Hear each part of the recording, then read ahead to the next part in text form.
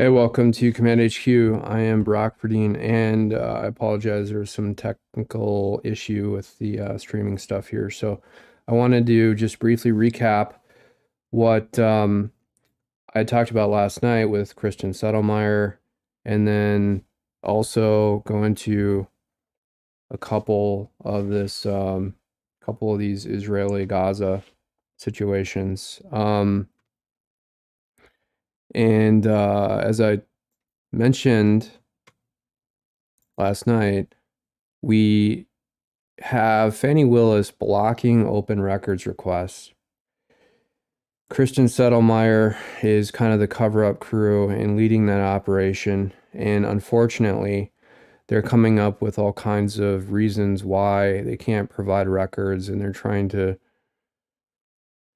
say that, the public has to pay a bunch of money for copies, despite the fact that they can send PDFs out. And then also saying that, if the public doesn't like the decision, that they should hire outside counsel, stuff like this, and it can get very costly very quickly.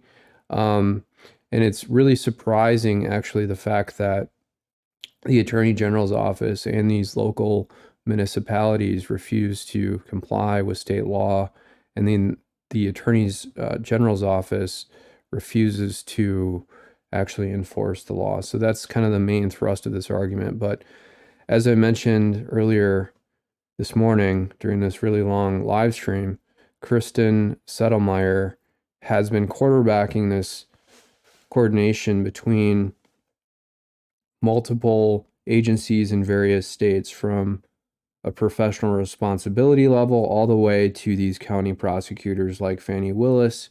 And then they will go after any attorney associated with Trump and then magically leave other political candidates out of the fray. You don't see any attorneys that represent Kathy Hochul, Chuck Schumer, Andrew Cuomo, Biden be disciplined at all, let alone disciplined to the extent that the attorneys that are representing Donald Trump have been hit with. And I think, obviously it's a way to make sure that Donald Trump is defenseless in this entire situation without adequate legal representation. And not as many people are talking about the fact that these agencies get away with blocking data requests as they're getting away with. And there's another issue here where not that many people have FOIA'd the professional responsibility organizations in various states to get records. And they will cite prosecutorial or judicial immunity, even because sometimes they're attached to a state Supreme Court. Yeah, I mean, they get away with anything they want. But let's talk about and shift gears into this, which is, of course, I didn't put it up here. Let me grab it really quickly. This is a tweet from Khaleesi. Israeli occupation forces stole $2.8 million from 5 money exchange companies across the West Bank this morning. They raided the money exchange shops, destroyed their contents, arrested their owners, and confiscated their money and gold. Literally daylight robbery. Okay, so this is another tactic to prevent banks from holding money in Gaza. Typical, right? I mean, talk about stereotypes. I won't even go into that. I don't want to even trigger any anti-Semitic talk, but going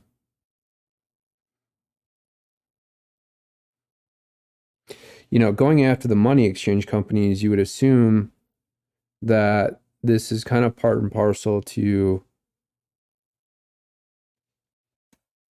Palestinian families sending money into their loved ones and then having the currency exchanged into a local denomination or something like that.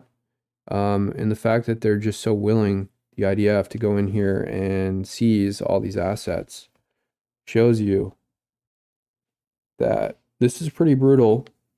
And, I'm not a fan of Hamas or ripping down posters of the hostages that Hamas took. I'm biased towards peace. I'm a little biased towards Israel. But,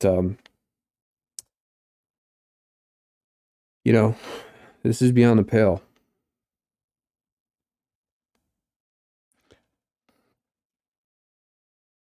Let's play this little Instagram thing. Important things you need to understand if you want to know what's happening right now.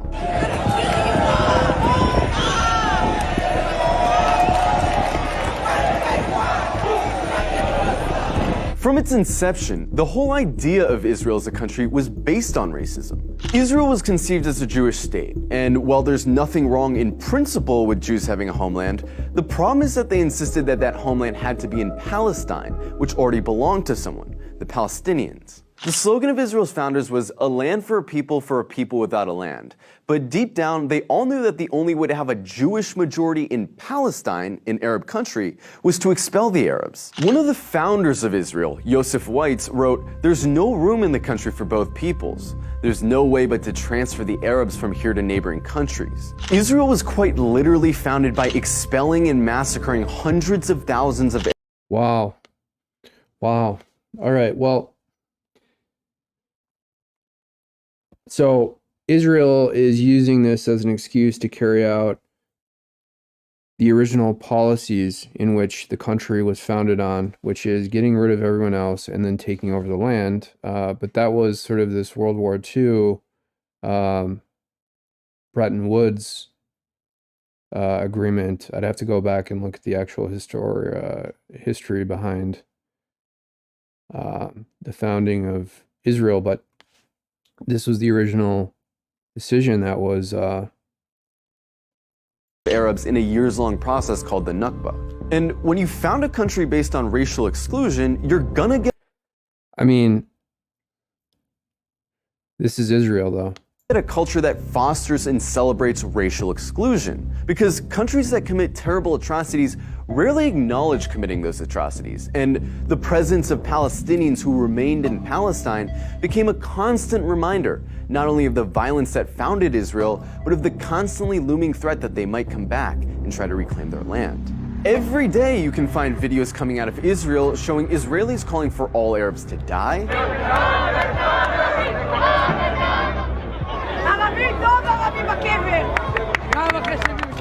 insulting the Prophet Muhammad,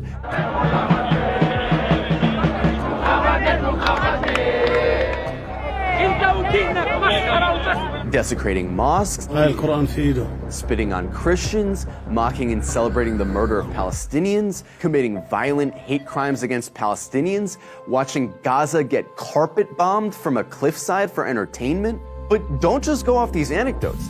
Let's look at some of the polls. One poll found that 2/3 of Israeli teens believe Arabs to be less intelligent, uncultured, and violent. It also found that 50% of Israelis wouldn't live in the same building as Arabs, wouldn't befriend Arabs, wouldn't let their children befriend Arabs, and wouldn't let Arabs into their homes. Another poll found that 60% of Israeli Jews want segregation from Arabs. Another poll found that half of Israeli Jews agree with the statement, "Most Jews are better than most non-Jews because they were born Jews." The poll also found that 88% of Israeli Jews would be disturbed if their son befriended an Arab girl, and 90% would be disturbed if their daughter befriended an Arab boy. This poll found that about half of Israeli high schoolers don't think Arabs should have the right to vote. Another poll showed that almost half of Israeli Jews don't want Arabs teaching their kids. Not only are these views widely held in Israeli society, they're also represented in government, which codifies these sentiments into law. For example, Israel has a law that says if an Israeli marries a Palestinian, or someone from several other regional Arab states, that person isn't allowed to move in with said Israeli. This law was passed in 2003, but it's been renewed every single year since. Israel also doesn't allow interreligious marriage to be performed in the country, which is meant to deter Jews from marrying non. I'm not surprised that this is being reported on by some alternative online newspaper called BT Newsroom. I guess I'm surprised by the fact that this kind of stuff has gained so much traction. It says nearly 240,000 likes. It's from October 12th. And this could easily be characterized as very anti-Semitic. And you could pull out these threads of logic and vanquish the arguments pretty quickly. But the fact that they're able to espouse this, especially on a meta Facebook platform like Instagram, and get so many positive likes and comments, and I'm not logged in, so we can't see, I think, the full history of comments. But I'm sure if I read them and if I was able to log in and if I used some dummy account to do that, we would see a lot of anti-Semitism. Jews. In 2018, Israel passed the nation-state law, a law which has constitutional. But they're projecting this image, I think, that Israel is racist. Everyone knows that following World War II, there was this Jewish state established because Jews wanted Israel back, and that this would be a long fight. And this has been the policies that were set about originally when Israel was founded. Nothing is new about what they're saying.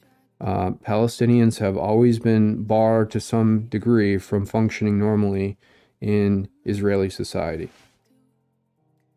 Status, which says the right to exercise. And I'm not saying that's right or wrong.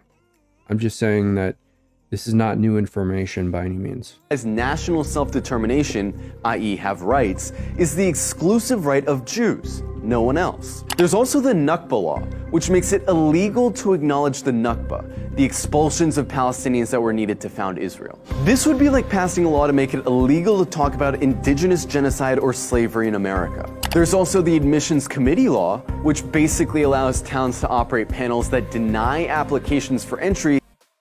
Well, that's just like New York, isn't it? That's like these committees in these tenements where people buy condos, and then you have to go through the board in order to get in there. I mean, this is Brooklyn right here. Based on socio-cultural compatibility, which essentially just legalizes racist housing discrimination. In Israel, advocating genocide of Palestinians doesn't hurt your chances of holding a high position in government. And in fact, in many cases, it helps. In 2014, Israeli lawmaker Ayelet Shaked wrote an unhinged rant on Facebook, calling all Palestinians enemy combatants and saying their mothers should be killed for giving birth to, quote, little snakes. The next year, she was appointed Minister of Justice by Benjamin Netanyahu. Itamar Ben-Gvir, a lifelong admirer of Meir Kahane, an Arab exterminationist, a man who praised a Jewish settler who killed a Palestinian for throwing a rock at him, a man who was famously acquitted after being criminally charged for chanting death to Arabs, is Israel's current Minister of National Security. He's not— I mean, wow. Not some fringe figure either. He's one of the most popular politicians in Israel right now. In the last few days, Israel's been working hard to cast itself as the victim of hatred, the victim of terrorism, the victim of anti-Semitism, that they have no choice but to lay siege to Gaza. But underneath this carefully concocted victim complex is a racist, Jewish supremacist state that's been trying to finish the job that the Nakba started for decades. And really, this shouldn't come as a surprise to anyone. After all, they're literally cutting off water and electricity. You know, here's the thing. The more you hear this, the more you realize how many of these Arab states and the peoples that live there hate Israel, right? And not to lessen, I think, any of the damage that any of these groups felt by any of the various conflicts or wars that they've had, whether that's Lebanon, Hezbollah, Hamas, West Bank, the Palestinians, both in the West Bank and in other parts of Israel. Instead of, everybody knew that giving this parcel of land back to Israel and creating the Jewish state, why not, and I'm serious about this, you know, and why didn't the Western political groups that got together after World War II, why didn't they think of something similar, of course, for Palestinians? Hey, here is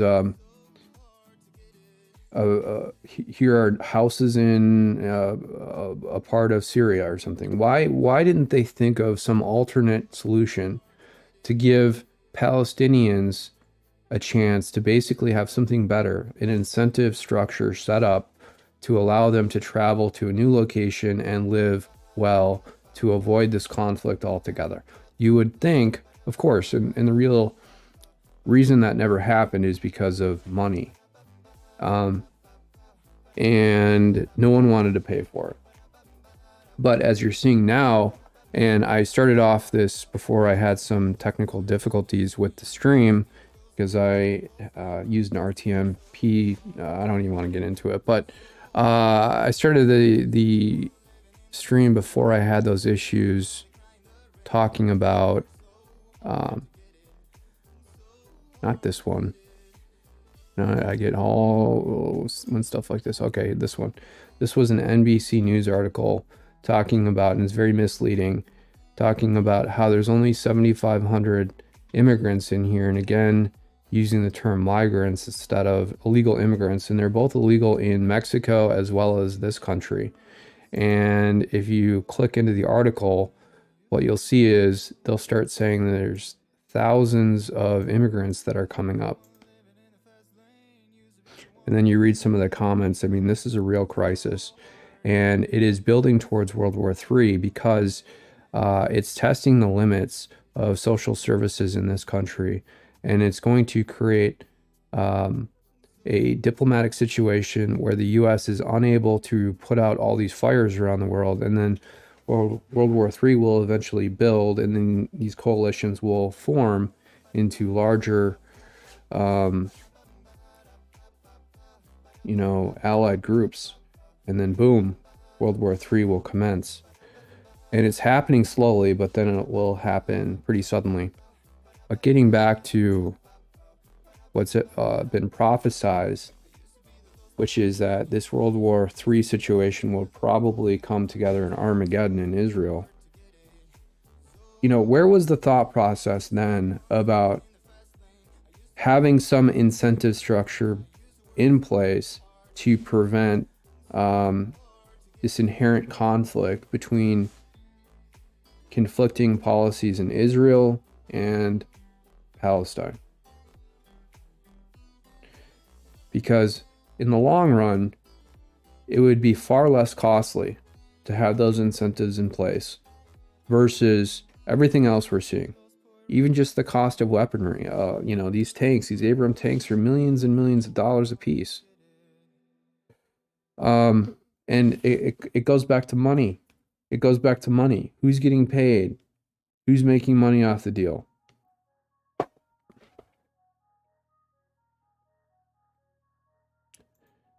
I don't like listening to this, but I want to play the rest of it. Their generals talk openly about flattening Gaza and killing the animals, meaning Palestinians.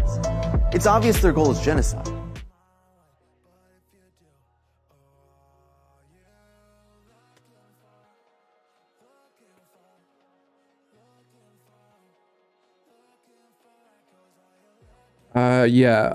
So I didn't have a chance to read some of the comments last night on a couple of these New York Post articles, and I want to do that very quickly. I want to stream for about another 40 minutes until 11 o'clock Central. And this article is about Lauren Boebert and her changing districts because she can't win in the 3rd district in Colorado.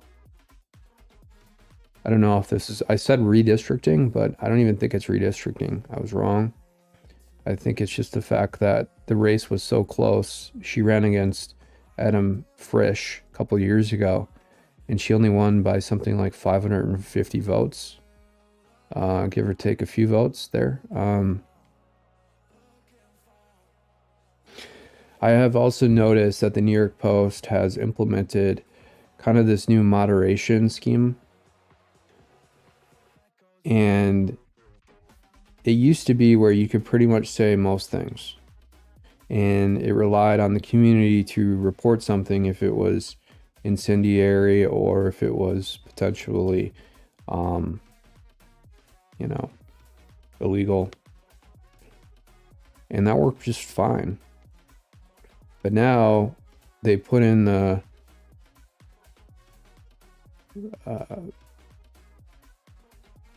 sort of censoring situation where it censored me a couple times and I wasn't doing anything inappropriate. This new New York Post moderation app is abysmal. I can't even use the legitimate word for a political candidate who seeks election in an area where they have no local connections. It's funny that the News Corp companies and their talking heads spent years complaining about moderation on sites like Facebook, and they have succeeded in creating something exponentially worse than social media censorship that ever exists. Now, that's not true. I mean, it's just a minor little annoying thing, okay? It's not that big of a deal. You can still, if you reword your stuff, it's still visible. Social media companies were outright banning people and preventing them from speaking altogether. This is just kind of one of those annoying things. While I don't think that the New York Post should implement something like this, I think what they're trying to do is comply with EU requirements. And that's why they brought in some of this moderation. So it is tragic, yes. And yeah, okay, well, maybe they're having I don't comment very often. I think I've commented on like one article in the past 3 months. Vive111 says, almost every comment I post gets rejected. I did an experiment using a bunch of words that were already in the thread and I got rejected. Go figure. Okay, so they're having different experiences than I have. So maybe it's worse. I don't know. It's not everyone. They crack down on individuals after they've been reported for being abusive. Maybe show a modicum of restraint. How hard is that? You know, just being a normal human with the minimum of compassion for others. Well, this is an asshole. See, they're not even talking about this Bobier stuff. Okay, let's talk about Bobier. You are really, in speaking about Bobier, you are really just too young to represent people in any district based on the way that you have represented yourself this past year. Some time off would be warranted to work on yourself and healing time with your family. You have plenty of time to represent others after some time away. Good for her. I wish she would run in my district. She hasn't done anything for her district except make them the laughing stock of the country. The affair in the movie theater was cringe. Theodore Johnson says, it's a shame she has so little faith in her ability to win re-election. Dietz, I would vote for her. Steve P, still hot, still has my vote. And as long as the squad is there supporting Hamas, she's good enough for me. I like that. I agree. Jack quickly, he's not busy complaining about censorship on the New York Post. He's got time to leave other comments. Maybe she can run to represent Trump's supermax self. Again, troll. Jack quickly is an idiot. Tyler Nunn. I dislike this woman so much. She's an embarrassment to her constituents, her family, and frankly, the United States. Liar, cheater, fake Christian, unintelligent. At least she's fighting. Not only is she a laughing stock, but she fails to realize she's the joke. All the while gallivanting around, giving the rest of us conservatives a bad name. Well, here's the deal. No one's perfect. And, I don't know if anybody can be a fake Christian. People make mistakes. That's the whole part of being part of humanity, whether you're Christian, Jewish, or anything else. Unintelligent. I mean, look, Lauren Boebert is very articulate. She's got a lot of communication skill. Now, sometimes her logic might be questioned. And I agree that the whole movie theater cringe situation, considering the fact that there were families there and there were potentially kids, was wrong.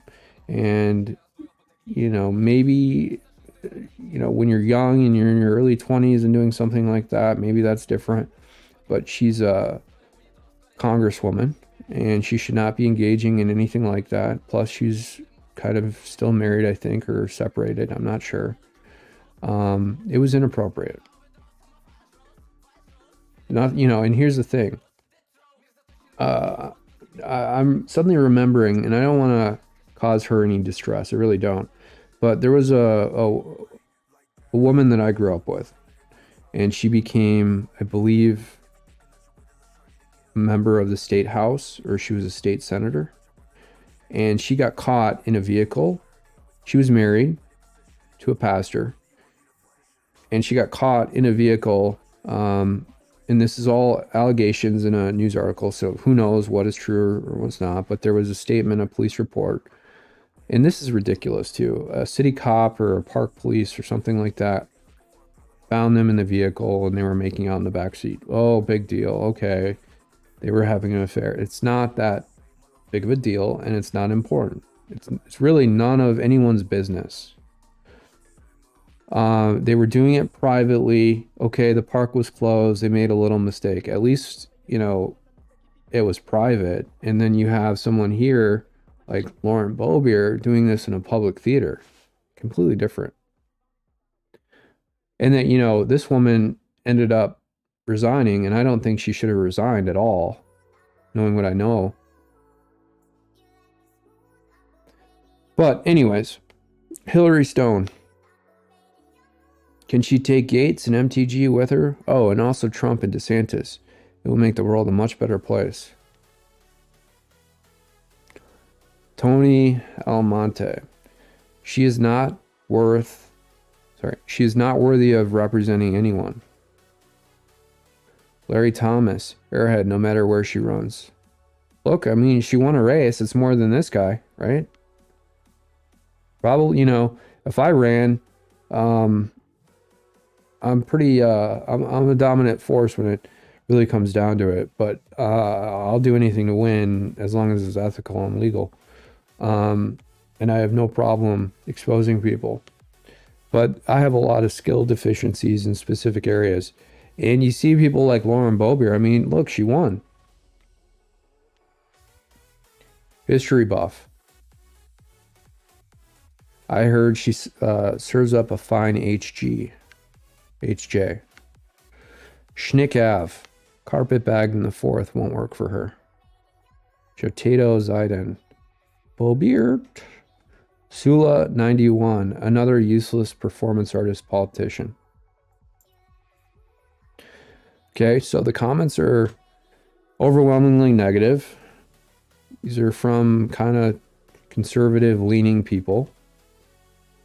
Todd Phillips. Don't let the door hit you on the way out. Bye-bye, honey. Jesse Strong. She's going to end up flipping 2 seats. Gotta love it. Hey, I like this. This is an interesting comment. What if she actually did that? I mean, then they would call Lauren Boebert brilliant. If Adam Frisch is running against her in the 3rd district, which I think is the case, and they bring in another Republican, and the Republican wins the 3rd district, and then the 4th district goes to Boebert, boom.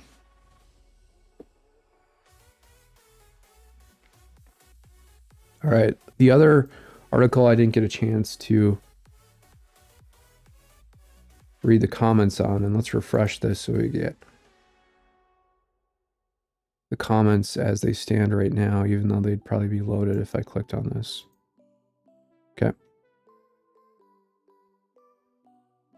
Brian, when the Union was formed at the 1787 Constitutional Convention, the representatives of each state understood their states to be preeminent, and only agreed to come to a common understanding for the greater good, with the full expectation that, quote, those powers not expressly given to the national government are retained by the states, unquote. If you asked a representative of Virginia, who are you? He would never have answered, I'm an American. Instead, he would have said, I'm a Virginian. Today, we have no concept of that with the internet and TV and mass communication. But those things did not exist then. You were who you were based on where you lived. Your values and your loyalty were defined by your state. The southern states in particular retained their identity based on where they lived. Sorry. And then it goes off screen when I zoom in. When they felt their identities threatened, they understandably said, you want no part of this anymore.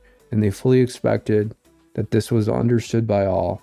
Today, if you enter into an agreement with someone and you feel that that agreement is undermined, you want the freedom to withdraw from it. That's what they did. Well, I don't know if I agree with all of that, but I will say that you used to have more of a connection to your local community. And growing up, if someone was from Minnesota, or if you were from Minnesota, or if they were from the same state or an ethnic group, and you saw them, you were proud of that. And I don't think that people feel the same way today, especially younger people, because we do have the internet, and you build relationships with people that are in different parts of the country, and you have less and less of a connection to those around you aside from your own family. But I think federalism and then like withdrawing from this agreement so an individual state could then secede. You could look at the Constitution and how federalism was formed, Federalist Papers, which were kind of the basis of the Constitution in many ways.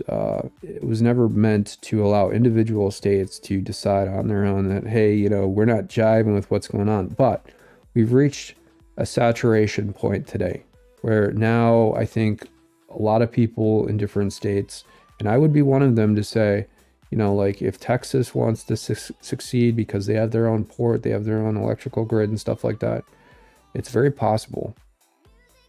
And the state Supreme Courts, like Colorado decision that was highly radical, just accelerates that issue. Two causes: civil war, states' rights, especially regarding economic policies, and slavery, which created moral and political differences. Haley is not avoiding the slavery issue. She's just clueless about history.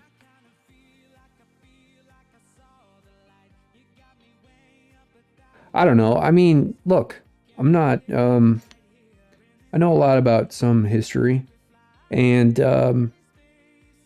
like I don't have everything inventoried and articulated in my head that I have an answer like that, what the cause of the Civil War is. But the cause of the Civil War were economic differences, essentially like this sanction situation that the North was doing to the South, and a soft economic embargo through unwillingness to trade with the South, through sanctions, through tariffs, and through just a genuine dislike of anything coming from the South, the cotton, the agriculture.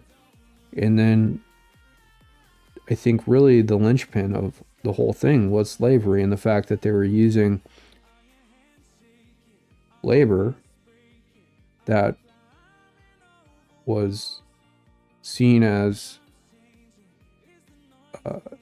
extremely low cost, if not free, And so then it became a moral issue. But to be honest with you, we have the same issue today. We have these indentured servants coming in from mostly India, and they're working in various industries, IT being a main industry that they're working in, and they're getting paid and they're being abused by third-party vendors, but they're not getting paid as much as they should. But at the same time, the Indians are being used as a weapon to replace American workers and Canadian workers too. And the indentured servitude nature of it, and you can go back to India or whatever. We have airfare, and we have so much technology now where technically it's not slavery. You're not living on a plantation, but it's almost like that. Because, okay, get on a plane, go back to India, give up your ability to have a H-1B visa in the US or have a green card in the US, and have a chance to make a lot of money.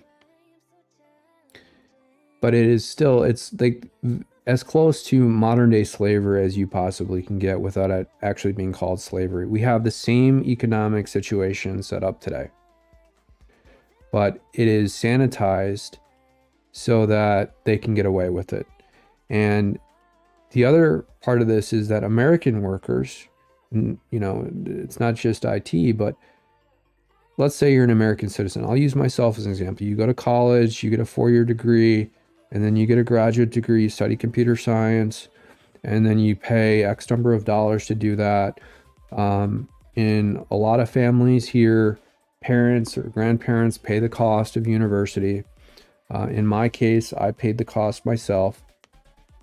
And Americans are graduating with high levels of student debt, huge burden, and then they're shipping the H-1B Indians in who have no debt, but they are living with very little wage because these third parties are abusing them and siphoning money off the top. So both Indians are being mistreated. Both parties are being mistreated. Indians are being mistreated. Americans are being mistreated. And it's building towards this, and the solution is very easy.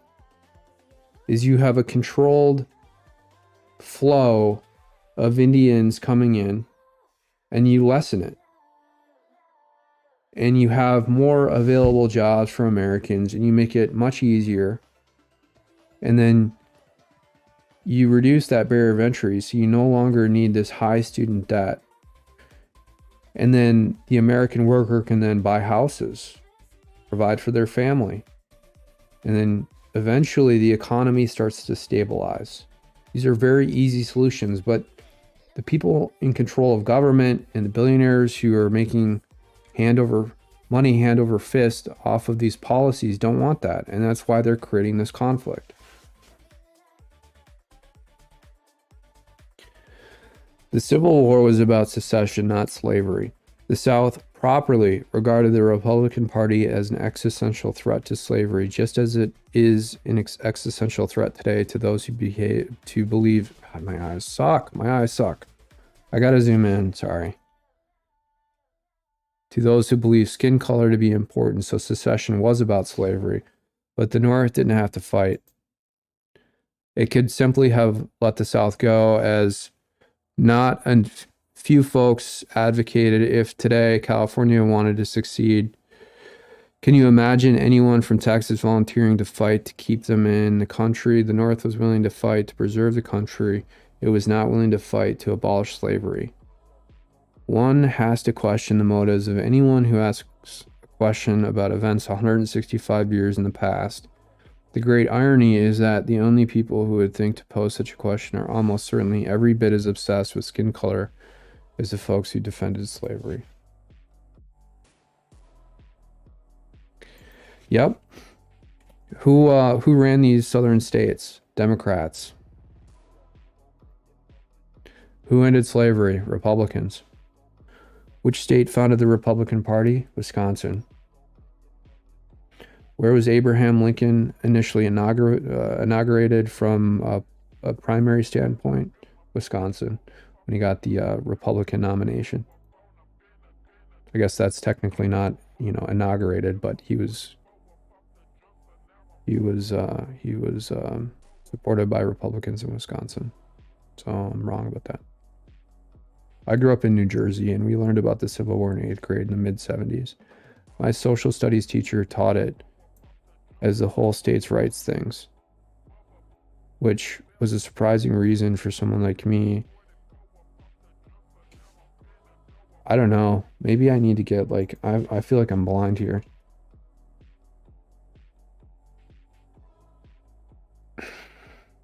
Okay, so he's saying it's a states' rights issue. He's saying that the Civil War was caused by a states' rights issue, that certain states should have had the ability to enact slavery in their state, which, of course, is wrong. The cause of the U.S. Civil War depends on who you ask. Like the characters in the movie Rashomon, people will always answer the question with their own subjective interest in mind. Southerners will usually say the war was about preserving the Union rather than slavery because they don't want to link their ancestors with the slave trade. I don't know if that's true. Republican establishment types and Democrats will usually say the war was about slavery rather than preserving the Union because they have a negative view of rural people. I don't know if that's true either. I think it's just a matter of optimizing. It's an easy answer just to say that the Civil War was created by slavery. It's easy to say that. It's quick. Whatever you perceive as a cause, the conditions that led to it are more or less the same today. See? Oh, wow. Agreement with me. Rural and urban Americans are at odds with each other. Botch that. Rural and urban Americans are at odds with each other over... He botched it. Never mind. Racial issues and the role of government. I think this is an over generalized statement. I don't think that's really the issue that we have today. I think we have an issue where we have a corrupt government, where they're persecuting people for non-crimes.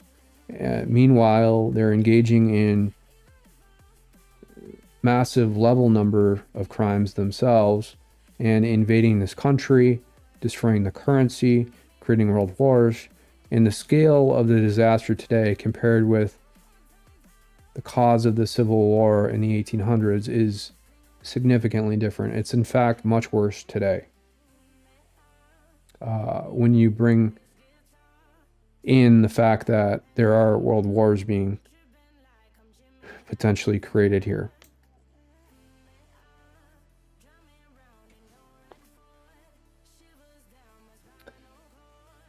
The question was a carefully laid landmine by Haley's opposition to make sure she stepped up. God, my eyes. I can't read. Opposition to make sure she stepped on it. Technically, she was correct. That central to the war was the federal versus state right. Sound familiar today with a topic like abortion? I don't think that's driving anything. Slavery was absolutely one of the key components. Central to the South's argument that the federal government was overstepping its power over states' sovereignty. The southern states went rogue and rebelled against what they felt was government overreach with slavery, taxation of cotton, and economic disparity. Do I think Haley is any less qualified to be president because she didn't give a 30-minute in-depth dissertation on the cause of the Civil War? No. She should have answered that they asked President Biden and the Democrats, since they were the party at the time. Okay, let's read just a few more. Here's Barbara Ballion. Nikki Haley sounded dumb. That wasn't even a tough question to answer. If she was afraid of losing the Confederate flag supporters' vote, she should have briefly mentioned slavery before pivoting to other issues happening in the mid-19th century. Now, based on her stupid answer, she'll retain the Confederate vote and be seen as an idiot by everyone else. Okay, well, it's rude to call half this country Confederates. You know, particularly given the fact that we just went over the fact that Republicans coming from the North were the ones who solved the slavery issue, prevented slavery from continuing to be used in this country.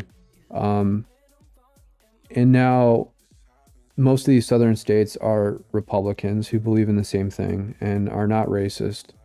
Whereas you have a lot of people in the North, especially places like Minnesota, who are incredibly racist, and are Democrats.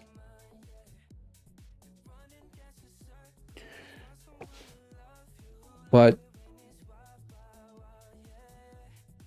you know, this is one of these nanny mommy Democrats who believes that abortion being turned into a states' rights issue is taking away their fundamental freedoms. And again, like anybody who wants to support abortion, the murdering of babies, I think they need to go to therapy for one. Two, it's evil to even support anything like that. Abortion should be outlawed on a federal basis.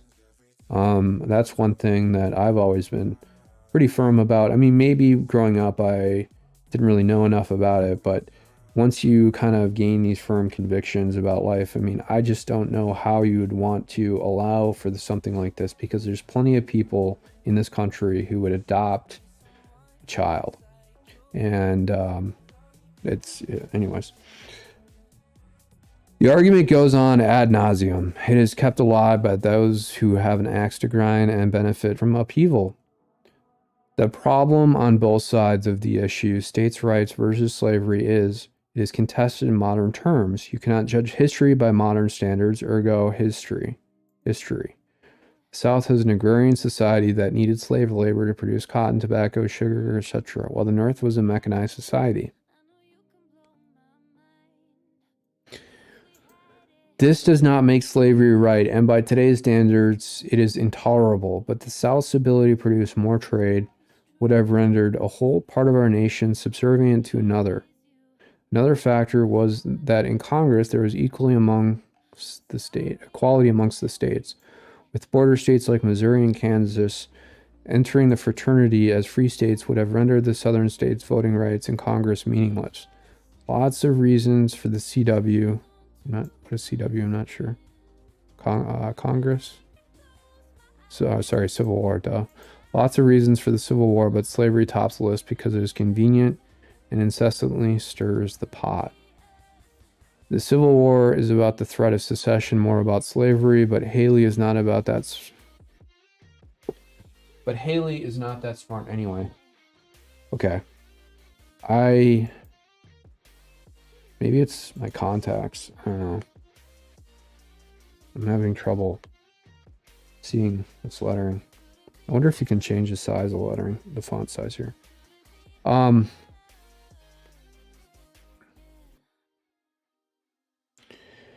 Here's the other piece of this, right? So we have this multiculturalism experiment in the US.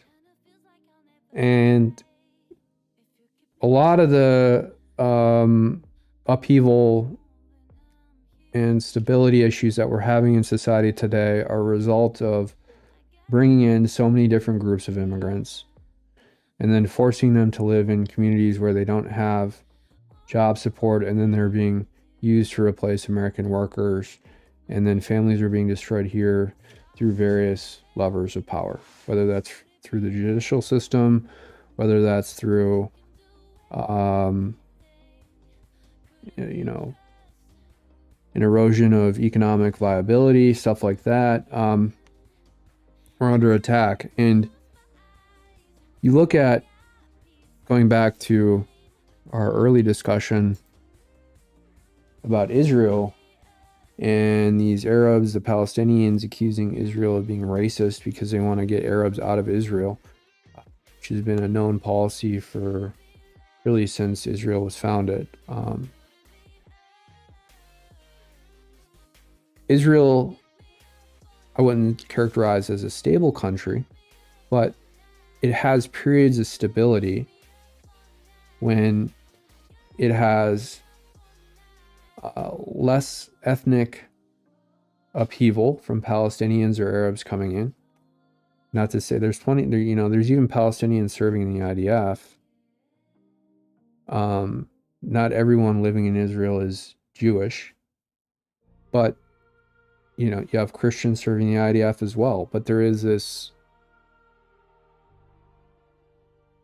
this thread, but and you look at Europe, and a lot of the countries that have formed are ethnically closely connected for many years, and wars seem to break out when you are introducing new ethnic groups. You're seeing that now in Italy, you're seeing that in France, you're seeing it in Belgium, you're now seeing it in Denmark, you're seeing it in Sweden, Norway. No, the Scandinavian countries themselves are very stable, and they've had some immigration, but by and large they really haven't until recently. And they let in a bunch of Arabs, Somalians, Syrians, and suddenly crime skyrocketed. And there's been a lot of people complaining online. Peter Sweden is a Twitter account that constantly complains about this. I think Elon Musk has replied to him a few times. So you can see where this is going. They're trying to create a war in this country, not based on the differences between Americans who are born here and have lived here for hundreds of years. They're trying to create a war by introducing new ethnic groups in the same way that those groups have created divisions in Europe, which have sparked various wars. That, I think, is kind of the main thrust of this agenda, this initiative that they're pulling on this country right now. And just got some news from an anonymous source. Let's pull this up.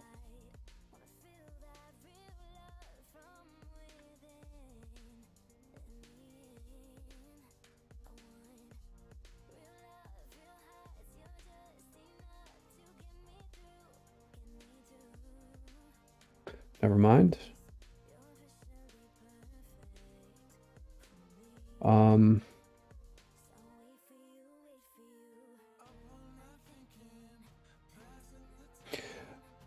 I'm really surprised, though, that they're pre-programming the Civil War narrative. They're really honing in on the Nikki Haley statement. And maybe it's because Nimrata is her real name, because she is the daughter of immigrants, and she is kind of part of this still minority, which is becoming a majority in this country, Indians. And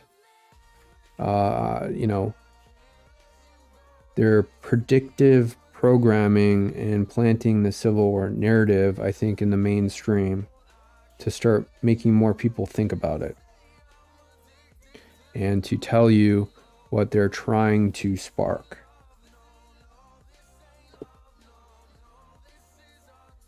Nikki is Nimrata's real middle name.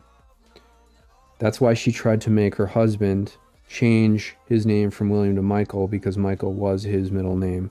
And she was trying to change her husband into herself, effectively, right?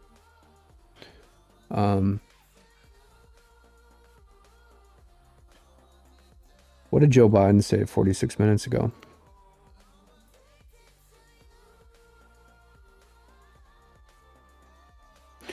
Oh, see how easy it is just to say, oh yeah, the cause was slavery. That was part of it, but it's more complicated than that. A complex answer and a little bit of massaging is needed But I think, if anything, she wasn't prepared for it. And this is a question, considering that she's from South Carolina, she should have been prepared for. She grew up in the U.S., knows a lot about the Civil War, but she's got to have it ready to go.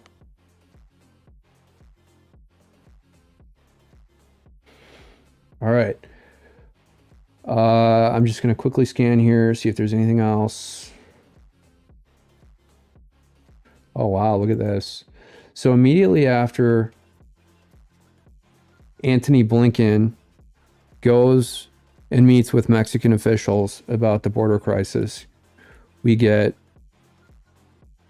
the Mexican government using bulldozers to clear the tent encampments. Let me zoom this out.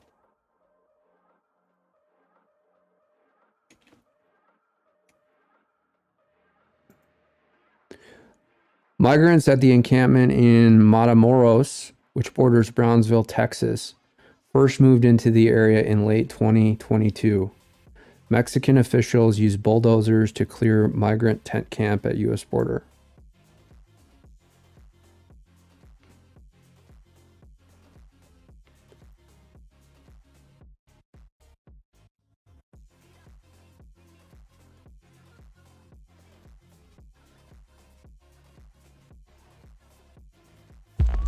States have seceded. The United States Army.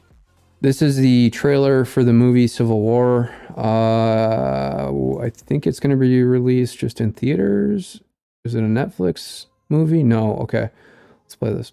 Ramps up activity. The White House issued warnings to the Western forces as well as the Florida Alliance. The three-term president assures the uprising will be dealt with swiftly. Let me know if you want to try anything on. Are you guys aware there's like a pretty huge civil war going on all across America? We just try to stay out.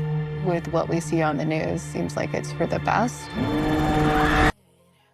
What does that tell you about these millennial women, childless millennial women who watch the mainstream media and run bullshit retail shops like this and want to stay out of everything?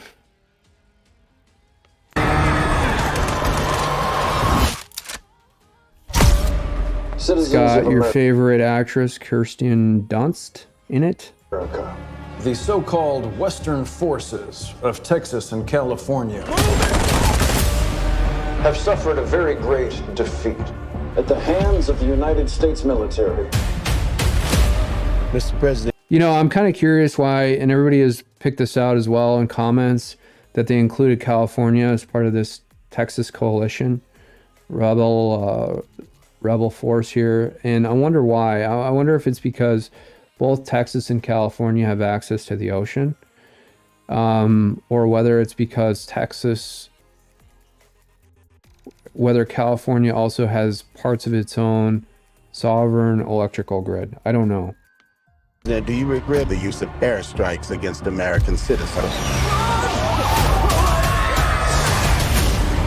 We're moving to D.C. today.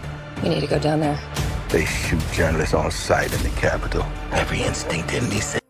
So, did you hear that? In this trailer, they said that they, you know, quote,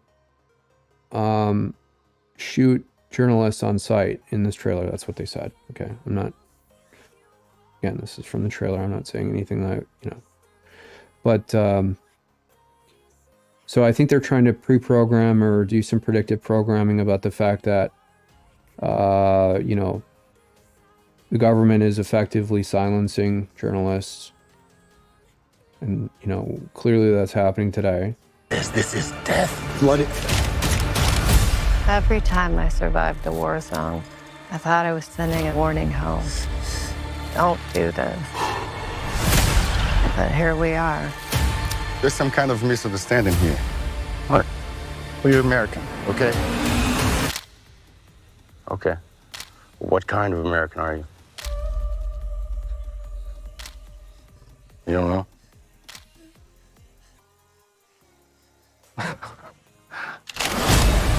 The Western forces will reach the White House on July 4th. Oh my God. Get in the car! Get in the car! Move, move, move! You're gonna hang back. I'm not hanging back. One nation under God, indivisible, with liberty. Really puts Lincoln's speech into perspective. One nation under God. When you see a trailer like this and you experience what this country is going through right now. And justice for all.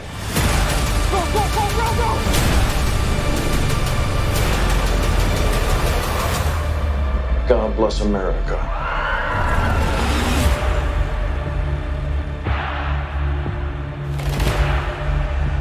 So there's some symbolism there because they're flying over, excuse me, parts of Washington, D.C., like the Lincoln Memorial, and the Washington Monument and stuff like that. So they're really kind of trying to put a lot of symbolism about the Civil War into this trailer here, using the modern tools of war like these Black Hawk helicopters and drones and airstrikes. You know, this is a massively retweeted story a couple weeks ago, and it's amazing too that there's still a bunch of people commenting even a few days ago on this.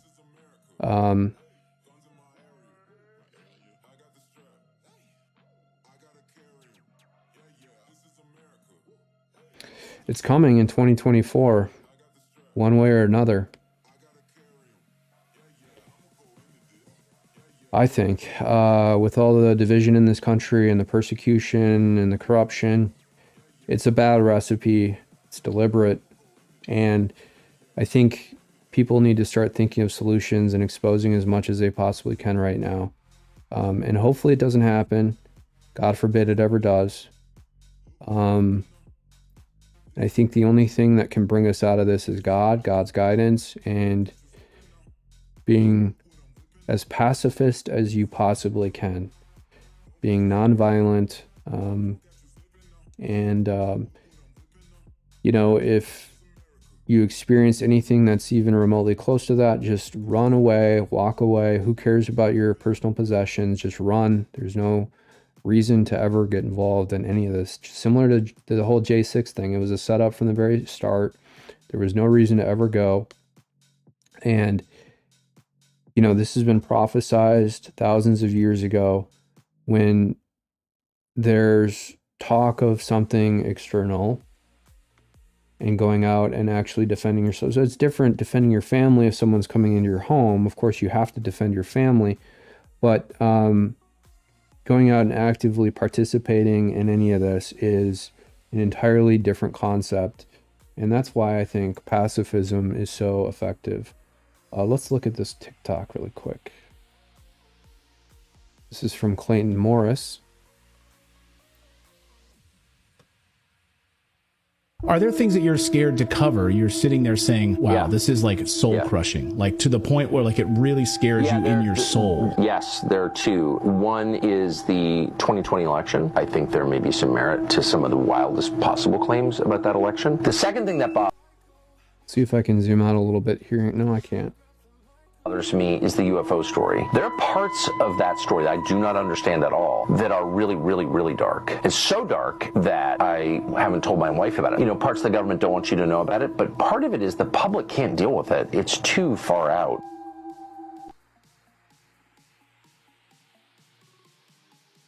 Play it again.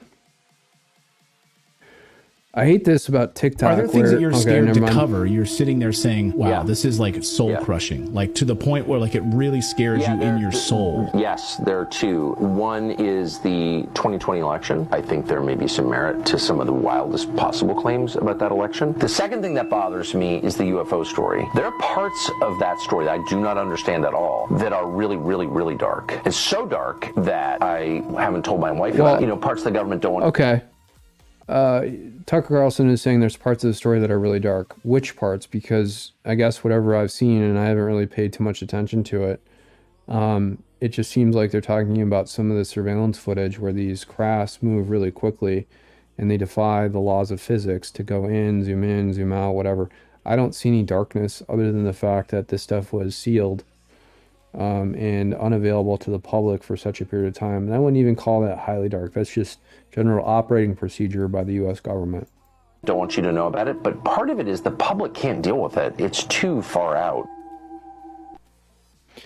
I would agree, I think, with Tucker in some respects there, that the public can't really deal with it. And the other thing is people don't really care. Someone like me, who I believe that I'm probably way more stubborn and realistic. I don't like fantasy. I don't like anything that is not directly tied to reality. It's hard for me to believe. And so when I hear this UFO shit, I tune out immediately. I don't want to, I'm not into the whole, I'm not even into space, really. I don't even like hearing about NASA. Not that I don't believe it, it's just that I don't care and I don't want to, it doesn't jive with me, all right? But I want to know, I think, specifically what Tucker Carlson is citing when he's saying there's parts of this that are really dark, because I don't know. But I think what this is building towards is World War III. And it's going to start probably with some civil conflict in this country, unfortunately. And it's building towards the civil war in this country, especially given the fact that Tucker Carlson, he was at Fox News, was kind of restrained and unable to talk about some of the voter fraud that took place during 2020. Are there things that you're scared to? And then the overall voting fraud, which was COVID itself, forcing all these mail-in ballots that gave rise to ballot stuffing, particularly in Georgia. Cover, you're sitting there saying, wow, this is like soul crushing, like to the point where like it really scares you in your soul. Yes, there are two. One is the 2020 election. I think there may be some merit to. And everybody cites the same thing, which I also observed that night in Wisconsin, which is I was watching the vote count and Trump was up by, I think, a couple 100,000 votes.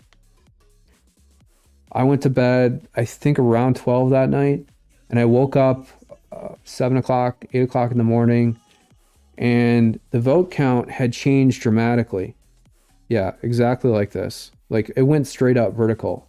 And it's not physically or scientifically possible for that to happen. And then 99% of the votes that came in from Milwaukee that were counted were all votes for Biden. Even in Milwaukee, a heavily Democrat-run area that's been turned to shit over the past 50 years. And I don't even know that much about Milwaukee. I've been there a couple times, and every time I've been there, I've had really, really bad experiences.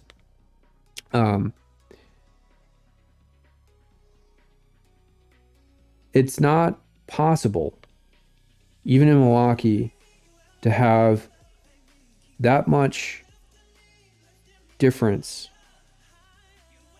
in votes for Biden and votes for Trump. I mean, I'm thinking Milwaukee's probably 60% Democrats. You'd have maybe 60% votes for Biden, 40% for Trump. Even if you said, okay, 35%, 65%, but 99% all for Biden.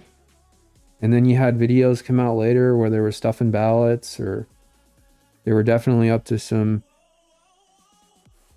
kind of shenanigan in Milwaukee, or shenanigans in Milwaukee. Yeah, so, all right, I'm gonna turn this off. Well, we have some interesting stuff come out of Wisconsin here.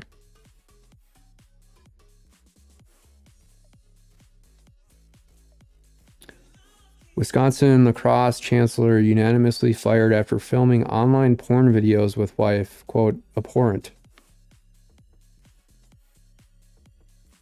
Wow. UW lacrosse. Name is Dr. Gao. His first name, Joe Gao.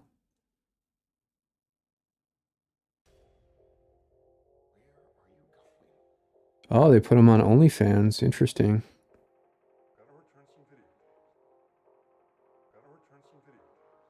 Oh, yeah. Getting funding from the Mayo Clinic. The Mayo Clinic is really close to La Crosse, probably 30, 35 miles away. Crosse is right over the border from Minnesota.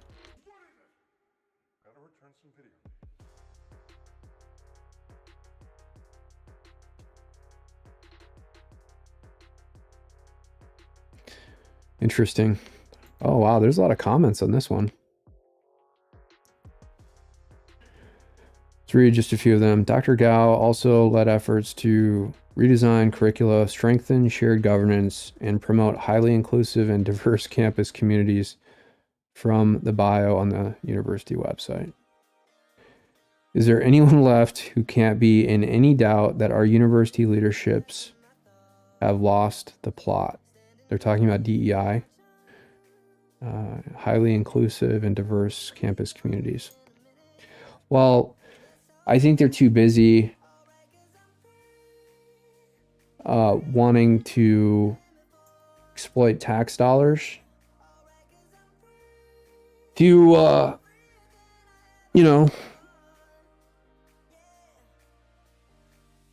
go to cocktail parties, bang their wife, create porn videos, then actually think through a lot of these policies and step up and do what's right. And, they don't want to create controversy because that's antithetical to these universities at this point.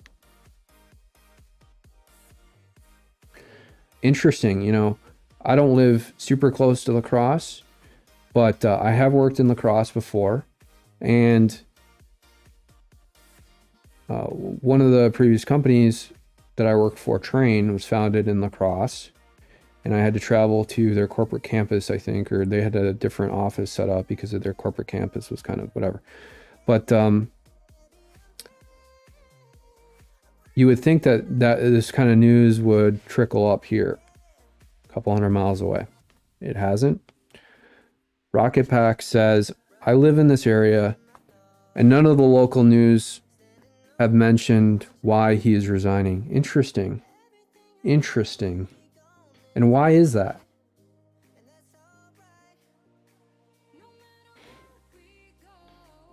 I'm actually incredibly insulted by the fact that these local newspapers and the local news station, La Crosse is his own local news affiliate, a couple of them.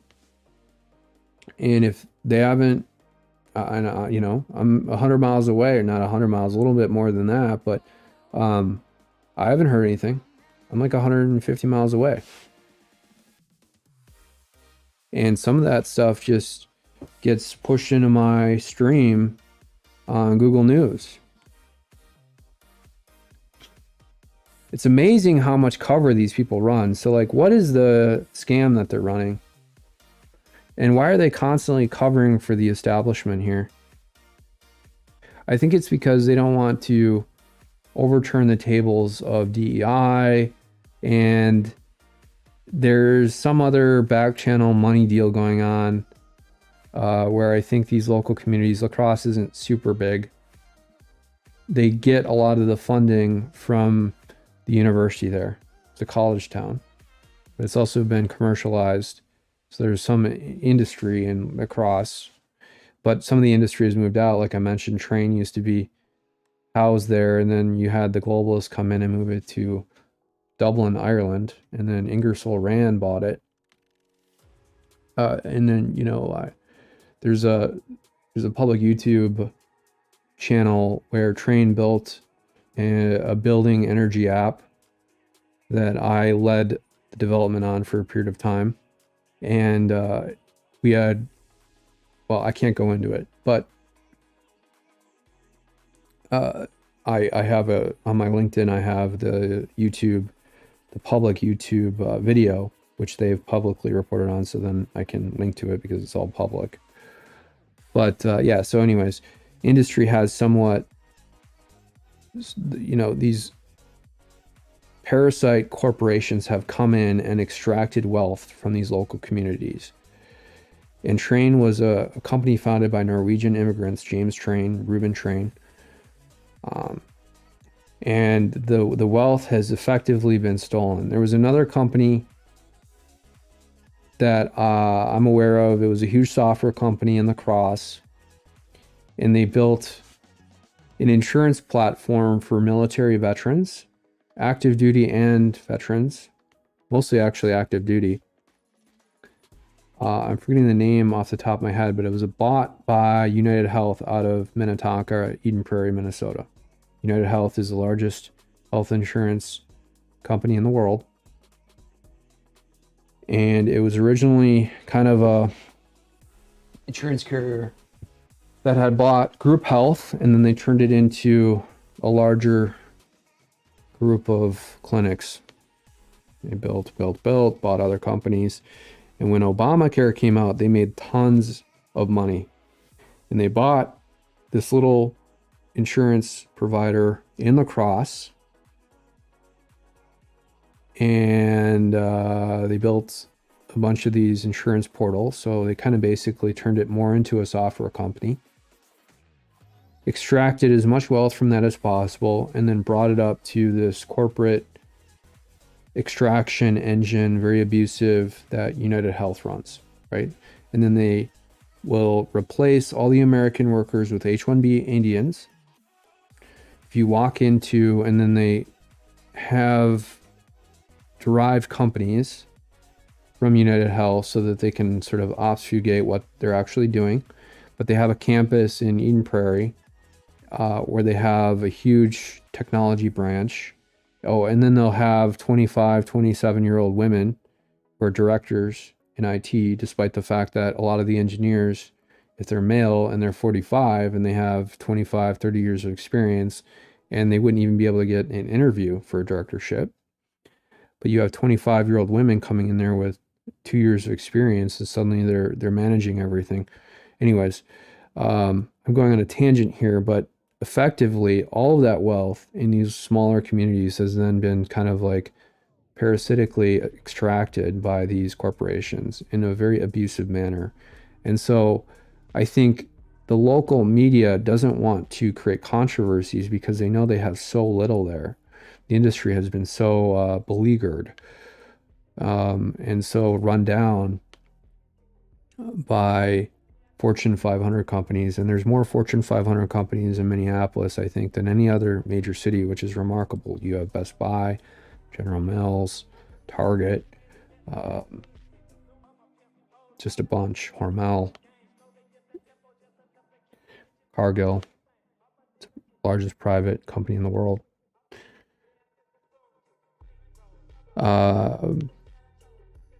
Welcome to the 2023 media. This is not fit with what they want you to know. Apologies for you having to live there. It's a beautiful area. It's right on the river. It's right on the Minnesota River. Not really. It's pretty quiet and peaceful here, yep. People love it. Well, this person is not familiar with the area because it's really Minnesota, even though it is in Wisconsin, it's kind of Minnesota. Elma is pretty close down there. I used to go into Wisconsin when I was in college because at the time there was a kind of a difference and I was cheap with state sales tax, and I'd buy stuff.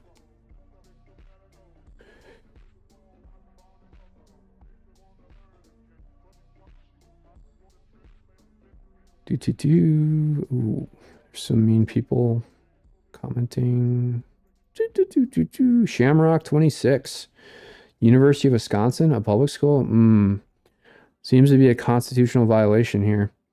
The guy and his wife, ooh, this is kind of an interesting comment. The guy and his wife make porn on their own time, not using state resources, not mentioning the school's name. The First Amendment prohibits the government, in this case the school, from abridging his speech and expression.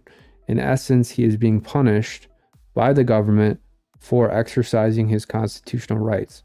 Yep, another brick taken from our constitutional foundation. It's an interesting comment. I agree that society can't have it both ways. So I hope the contracts these people are hired under make it clear that side porn jobs are unacceptable. Otherwise, he really should go ahead and sue. Mitch Cumstein. Ooh, fitting name for a comment like this.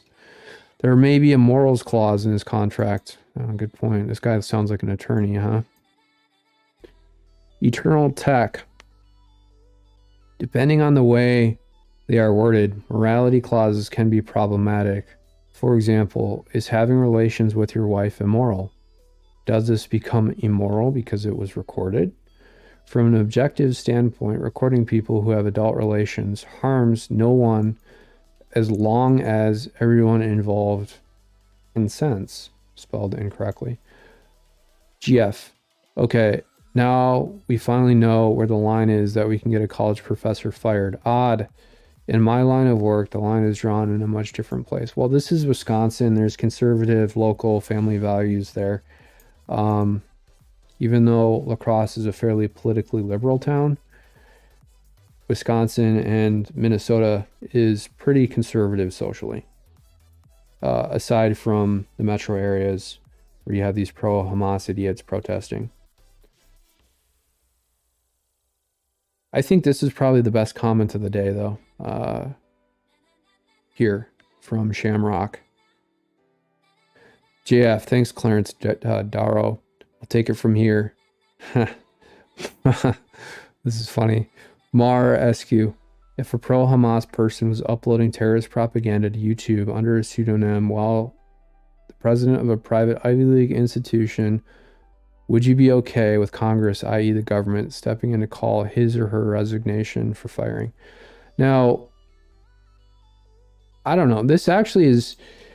Look, I mean, we live, especially in Midwest, where population is declining in some areas, and then it's increasing with respect to immigrants coming in and replacing the population and the workforce. There's something to be said, though, about celebrating a chancellor who's willing to at least be espousing the belief that we should have more kids. I think you can safely say that. Yeah, I think that's probably, if I was him, that's the argument I would raise. I'd say, hey, look, I'm on Team Humanity, and I want to provide, as a role model, the idea that students at the University of La Crosse, Wisconsin La Crosse, can have healthy adult relationships. Did he go too far? I mean, yeah, I don't think you, as a dean of a university, should be posting pornographic videos on the internet publicly. But I don't think he was using his real name. And it wasn't intended to be found. But yeah, I guess if you compare this to like Claudine Gay and some of those Ivy League deans, he was fired for this, and he's male, of course. But if you're a black Ivy League dean like Claudine Gay accused of plagiarism, your job is totally secure. All right, that's it. I'll leave you be. I'll probably stream later tonight. Hope you have a great rest of your day. Bye. Thanks for watching Command HQ.